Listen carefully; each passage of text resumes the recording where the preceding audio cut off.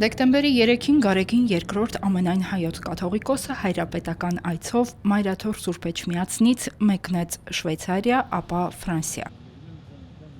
Ժնևում վեհափառ հայրապետը Սուրբ Ներսես շնորհալի շքանշանով պարգևատրեց տիկին Անի Մեսրոպյանին, որը Ժնևի հայ համայնքի երկարամյա գործիչներից է։ Նորին սրբությունը գնահատանքի ջերմ խոսքերով կարևորեց տիկին Անիի եկեղեցասեր եւ ազգասեր ծառայությունը։ Մեր աղոթն ու բարեմաղթանքն է, որ Տերը ձեզ երկար, արևշատ, քաջառող կյանքի օրեր պարգևի, որ դուք շարունակեք ձեր օգտակարությունը բերել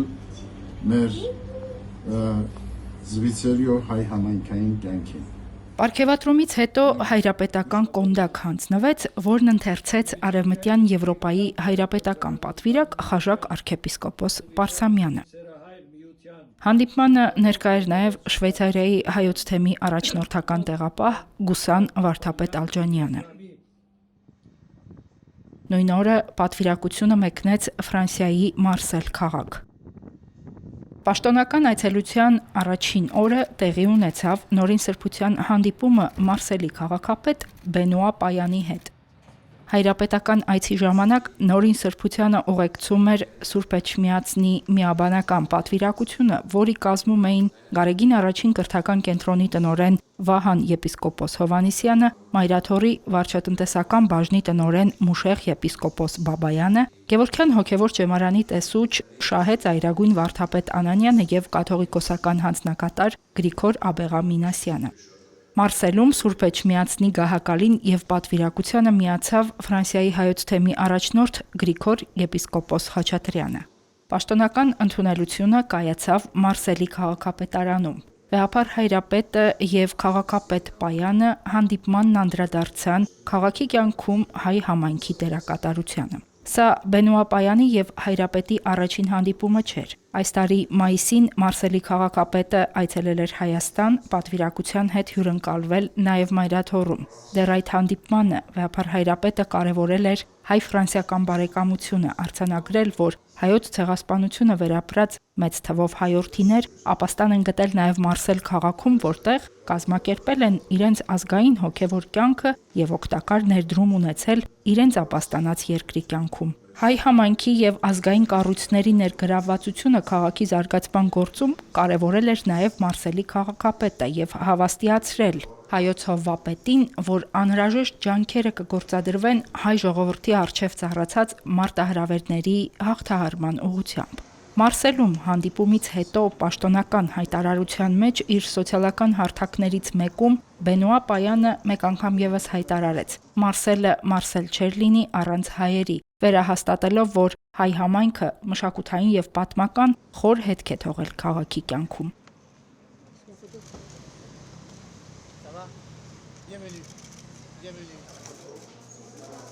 Նույն օրը երկու այլ պաշտոնական այց տեղի ունեցավ։ Նորին սրբությանն ընդունեց Մարսելի շրջանային խորհրդի նախագահ Ռենո Մյուզելյեն։ Այնուհետև ամենայն հայոց կաթողիկոսի գլխավորությամբ պատվիրակությունը մեկնեց Բուշ-Դյուրոն դեպարտամենտի նահանգային խորհրդի նստավայր։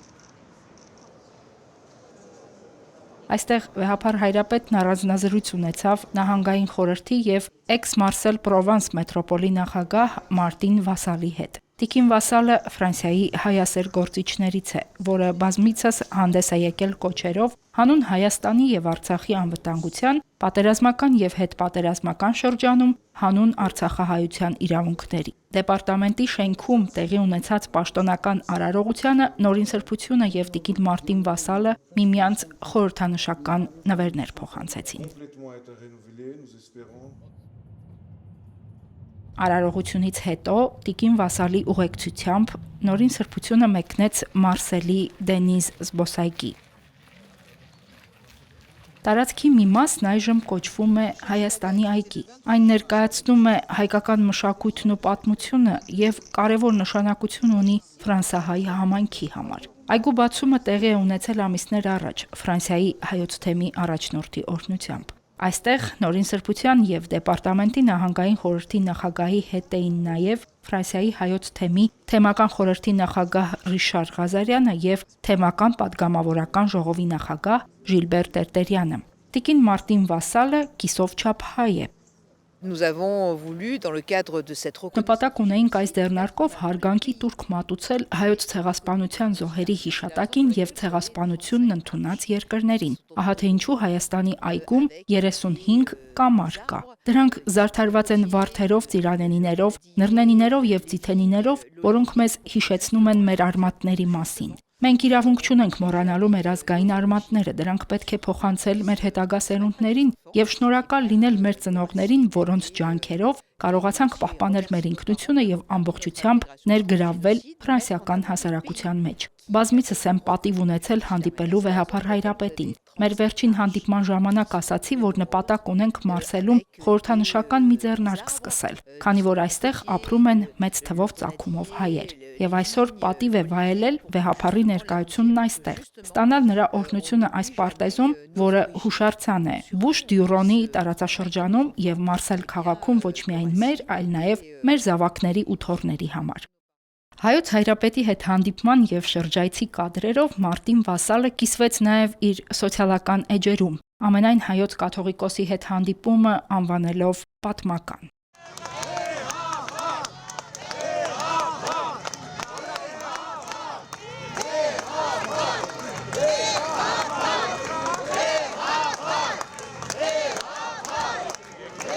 Դեկտեմբերի 4-ի երեկոյան Գարեգին II ամենայն հայոց կաթողիկոսը եւ Սուրբ Էջմիածնի պատվիրակությունը այցելեցին Մարսելի Սրբոց թարգմանչած եկեղեցի։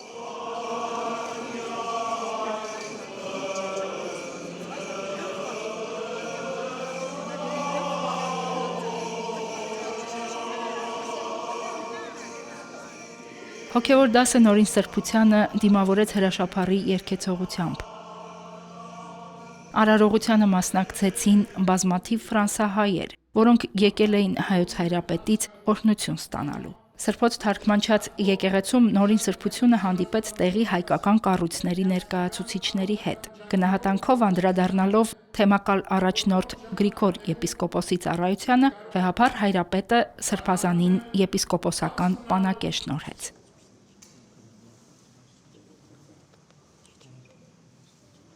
Հայկական եկեղեցում Նորին Սրբությանը ջերմորեն դիմավորեց նաև Մարսելի arczepiskopos Ժան-Մարկ Ավելինը։ Նորին Սրբության նախորդ այցը Մարսել 13 տարի առաջ է եղել։ Այդ ժամանակ հայրապետը մասնակցել է Սրբոց թարգմանչած եկեղեցու հիմնադրման 80-րդ տարեդարձի տոնակատարությանը եւ հայ եկեղեցու եվրոպական համագումարին։ Մարսելի 8-րդ թաղամասում գտնվող հայկական սրբավայրը առաջին թարգմանիչների եւ լուսավորիչների պատվին հաճախ կոչում են նաեւ Սուրբ Սահակ եւ Սուրբ Մեսրոպ եկեղեցի։ Այն կառուցվել է 1920-ական թվականների վերջին։ Այդ տարիներին հազարավոր հայ գաղթականներ հասնելով Ֆրանսիա, այդ թվում Մարսել, կայք էին հաստատում այստեղ։ 6 տարվա ընթացքում Մարսելը շուրջ 60,000 հայի էր ապաստան տվել։ Տարագիր համայնքը ազգային ինքնությունը չկորցնելու համար քաղաքում եկեղեցի է կառուցել։ Այն կառուցվել է Սուրբ Էջմիածնի մայր տաճարի նմանությամբ։ Հիմնարկեքը եւ օծումը տեղի ունեցել ձեռամբ Ֆրանսիայի հայոց թեմի առաջին առաջնորդ Գրիգորիս եպիսկոպոս Բալաքյանի։ Առ այսօր Սրբոց թարգմանչած հայկական եկեղեցին Մարսել քաղաքի ճարտարապետական գեղեցիկ կոթողներից է։ Ամենայն հայոց կաթողիկոսի այցի կապակցությամբ նույն օրը ընդունելություն կազմակերպվեց Մարսելի Սահակ Մեսրոպ մշակութային կենտրոնում։ Մարսելյան այցի երկրորդ օրը դեկտեմբերի 5-ին Սուրբ Էջմիածնի միաբանների հետ Նորին Սրբությունն այցելեց համազգային դպրոց, որտեղ օրհնության խոսքով դիմեց հավաքվածներին։ Եվ հայրենիակ ժառանգության պահպանման Այդ օրը Սահակ Մեսրոպ մշակութային կենտրոնում տեղի ունեցավ վեհափառ հայրապետի եւ թեմի ծխական համայնքների հոգեվորականների եւ ներկայացուցիչների հանդիպումը։ Նորին Սրբությունն անդրադարձավ բազմաթիվ եկեղեցական հարցերի։ Երկօրյա այցով Ֆրանսիայի Մարսել քաղաքում էր գտնվում ազգից վեհափառ հայրապետը, տեղի arczepiskopos կարդինալի հրավերով Ժան-Մարկ Ավելինի եւ թեմական խորհրդի եւ իհարկե տեղի Սրբոց թարգմանչած Մայր եկեղեցու ծխական խորհուրդների հրավերով վեհապար հայրապետը հյուրընկալվեց Մարսելի քաղաքապետի շրջանային եւ տարածքային նախագահների կողմից եւ կարող եմ ասել, որ այցելությունը պետական այցելության պես մի բան էր, որ վեհապար հայրապետին ընդունեցին, ուղեկցեցին պետական մակարդակով։ Մայրաթորի պատվիրակության համար պաշտոնական ընդունելություն էր կազմակերպվել Մարսելի arczepiskoposությունում կարդինալ Ժան-Մարկ Ավելինի հրավերով։ Այն սկսվեց նստավայրի մատուռում միասնական աղոթքով։ Պաշտոնական ճաշկերույթից հետո վեհապար հայրապետի գլխավորությամբ Սուրբ Էջմիածնի պատվիրակությունը մեկնեց Մարսելի մայր տաճար։ Նոտր-Դամ դե լա Գարդ տաճարի թանգարանում Մարսելի arczepiskoposի նախաձեռնությամբ եւ ամենայն հայոց կաթողիկոսի նախագահությամբ բացվեց հայկական գանձեր 1511-ից 1828 թվականներ խորագիրը կրող ցուցահանդես։ Այն ներկայացնում է հայ հոգևոր մշակութային արվեստի գործեր, որոնք ստեղծվել են վերջին 3 դարերի ընթացքում։ Պատկերազարդ ձեռագրեր, ծիսական առարկաներ եւ մասնավոր հավաքածուներից բերված այլ նմուշներ։ Մարսելի մայր տաճարում կայացած ցուցահանդեսը կյանքի էր կոչվել հավաքորդների եւ սփյուռքի բարերարների համագործակցությամբ։ Նմուշների մեծ մասը Վահե Գաբրաշի եւ Ռոյ Արաքելյանի հավաքածուներից են։ Կազմակերպիչներից են ֆրանսահայ Մաքսիմ Եվատյանը եւ Մարսելի տաճարի հոգևոր հովիվ հայր Օլիվիե Սպինոզան։ Ամեն դերեն գազեն գնդակ դեսնալ քիսկեր ֆրանսայեն, իտալիայեն, ամերիկայեն ամեն դեր կդածենք եւ մեր ծնողները նահարգավ կան որ ցիկածեն ասանք դեսակ ցուցանտեսները պետք է շարունակվին պետք է յետլան որբեսի մինակ պաներուն մեջ չբահվի հայությունը պետք է դեսնա հարստություն մնե որ հայ ասկը հբարդլա եւ դեսնալով եւ չենք իրար վերջեն դեստանք ինչ պիտելա գամ մուզեի մգերտա գամ չենք իրար գիտեք այս կոլեկցիոնները դերմը գտնալ ցուցանտեսնելու համար առաջին դժվարությունն է շատ ուրախացանք որ Մաքսիմիան մեզի օգնեց եւ աստերը Նոտրդամ դե լա Գարդի մեջ գցանք ասոսանտեսնել անշուշտ աբրանքները բերել աս վիտրիններում մեջ տնել կատալոգը շնել մեկ տարի արավ շատ դժվար կորցմն է բայց կուսանք որ ավո կորցմրինք աս դժվար կորցում մեջ են գցանք դուրսելալ Օրվա երկրորդ կեսին տեղի ունեցավ տաճարի մոտ տեղադրված խաչքարերի օծումը։ Խորհրդանշական կոթողը ներկայացնում է եւ հայկական եւ լատինական խաչեր, որոնց կենտրոնում հայկական զարդանախշերով փորագրված քանդակ է։ Կոթողը մարմնավորում է արևելքի եւ արևմուտքի եկեղեցիների հոգևոր միասնությունը։ Այն վկայում է Մարսելում ցեղասպանությունից հետո ձևավորված Սփյուռքում տարագիր հայերի առաջին կանգառներից մեկում քրիստոնեական հավատի անսասանությունը։ Արարողությունից հետո Գարեգին II ամենայն հայոց կաթողիկոսը օրհնության խոսքով դիմեց ներկաներին։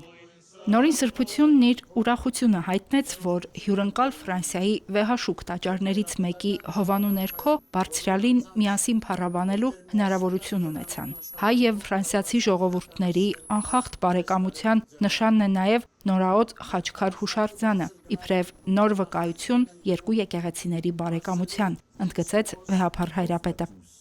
Կարդինալ Ժան-Մարկ Ավելինը նույնպես օրհնեց հավաքվածներին։ Շնորհակալություն հայտնեց հայոց հայրապետին այցելության, աղոթակից լինելու եւ բարեկամության համար։ Մի քանի օրից մենք կատարելու ենք Նոտր-Դամ դե լա Գարդ տաճարի Սուրբ Աստվածածնի վերաոսկեզոցված արձանի բացումը։ Այս կիրակի մեզ համար մեծ տոնախմբություն է։ Եվ ահա նախախնամական է, որ այդ տոնախմբությունից 2 օր առաջ այստեղ խաչքարերի միջոցով մեզ բացատրվի, թե ինչ է Նոտր-Դամ դե լա Գարդի խորհուրդը։ Խաչքարը բացատրում է, թե ինչպես է Աստվածածինը, բարեգութ մայրը միմյանց կապում բոլոր մարսելցիներին։ Խաչքարերի վրա պատկերված հայկական ու լատինական խաչերի արևելքի եւ արևմուտքի միջև դրված է կենաց ծառը պատկերող խաչքարը, որը խորհրդանշում է ողջ մարդկությունը։ Կենաց ծառի վերևում է մեծ ու փոքր գագաթներով Արարատը, որի խորհրդին հաղորդակից եղա Հայաստան իմ այցելության ընթացքում։ Ջրհեղեղից հետո մարդկության վերածնունդն սկսվեց այստեղ, ինչի վկայությունն է Նոյի տապանը, Աստծո ուխտի տապանը։ Այս խորհրդաբանությունը Արևելքի ու Արևմուտքի խորհրդանիշ խաչերով վերաբերում է նաև Սուրբ Հարությանը, որը բոլոր մարդկանց փրկությունն է։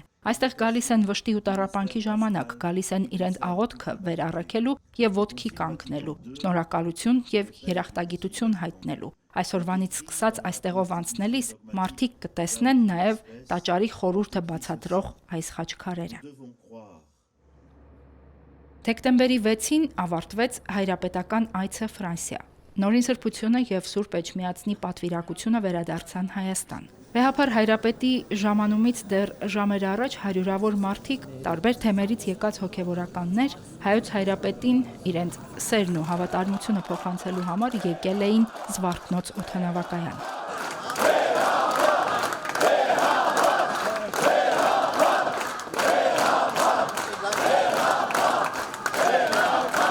Վեհափար հայրապետին եկել ենք մեր հավատացյալ համայնքով դիմավորելու, նախ ուզում ենք իր օրհնությունը ստանանք, իրեն բարի գալուստ մաղթենք եւ տեսնելով իր անձի շուրջ տեղի ունեցող իրադարձությունները մեր զորակցությունը հայտնենք իրեն։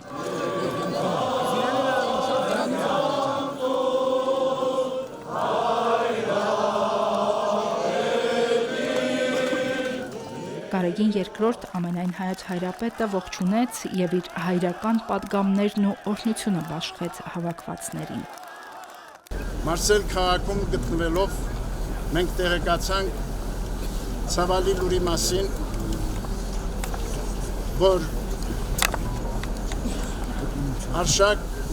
Սրբազանը ձերբակալվել է անհիմն եւ շինծու մեղադրանքով։ Եվ հետո պատվիրյալ արդարադատությամբ սահմանվել է նրա համար երկամսյա կալանավորման ժամկետ։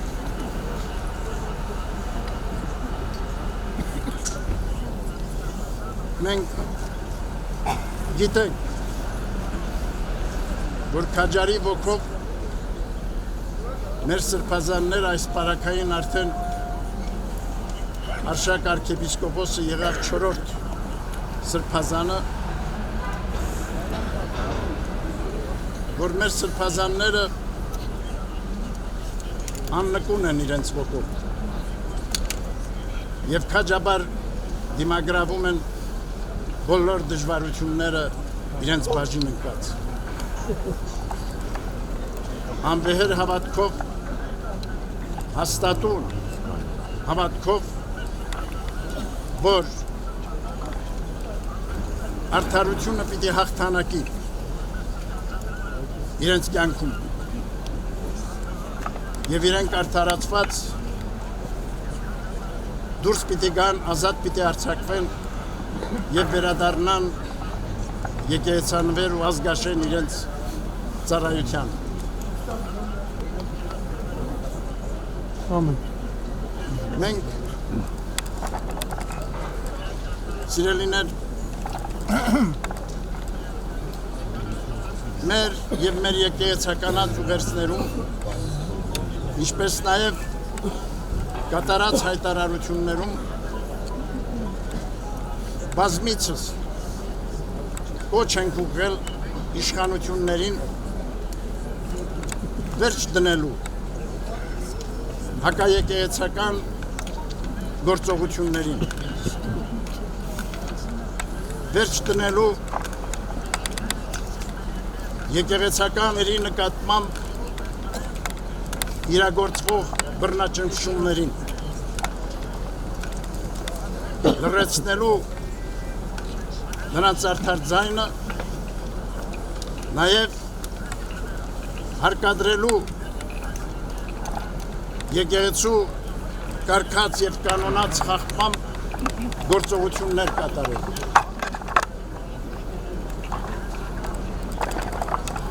Հակառակ ստեղծված այսպիսի դժվարին կացության տեղ գտնող նման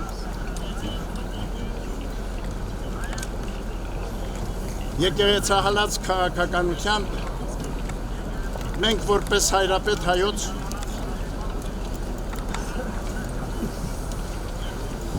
եկեղեցական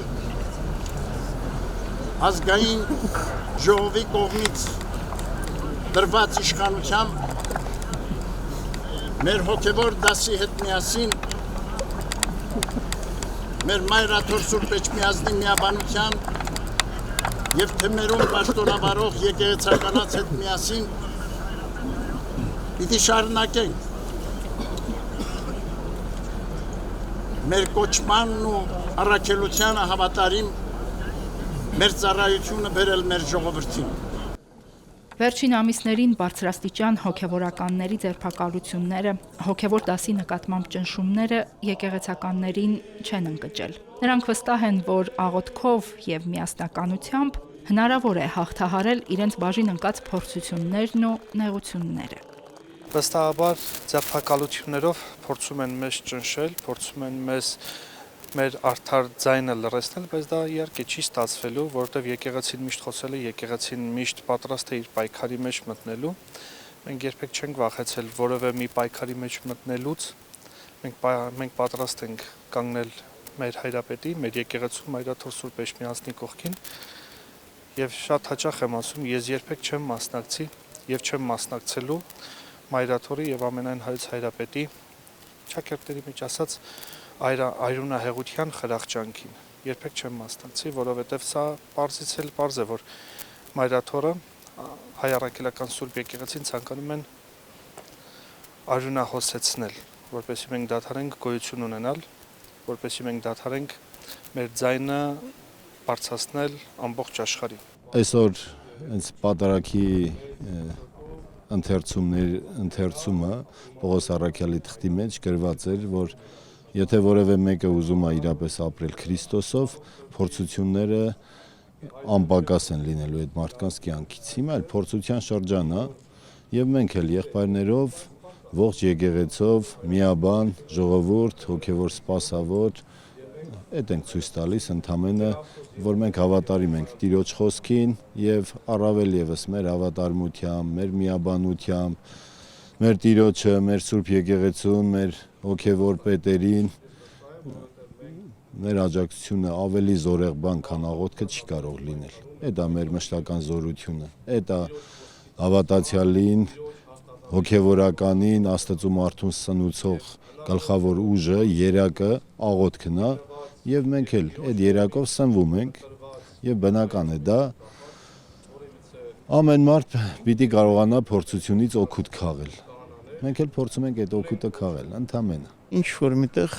պետք է ասել, այս որակի անակնկալը այնուամենայնիվ մեզ չի վհատեցնում։ Ինչպես որտեղ տասովր մենք վեապար Տիրոջից չվհատվել երբևիցե, նա սիրով կրում է շատ ու շատ դժվարություններ եւ միևնույն ժամանակ քանիցս ամեն տարի քանի անգամ հանդիպելով մեզ յուրաքանչյուրից հորդորում է ել ավելի կայուն, ել ավելի ամուր մնալ հոգեվոր իրավիճակի մեջ, ավետարանի քարոզության մեջ եւ մեր ժողովրդին այդպես դարերի տեկատ ավանդությամբ հովելու մեջ։ Սա է կարևորը, որ մենք սովորել ենք եւ իմանում ենք։ Մեր բոլոր քահանա եղբայրներին, հայրերին խնդրում եւ հորդորում ենք, որպեսզի իրենք էլ ամուր հոգով բացառապես կանոնական դաշտում այս օրերին կատարյալ զսպվածություն ցուցաբերելով օրենքի դաշտում, միայն օրենքի դաշտում փորձեն իրենց ծառայությունը մատուցել։ Օրհնյալ Տեր մեր Հիսուս Քրիստոս ամեն։ Հայր մեր, որ ելիս ես, Սուրբ Եկեղեցի անունով։ Նորին սրբությունը հրաժեշտից առաջ աղոթեց հավաքվածների հետ։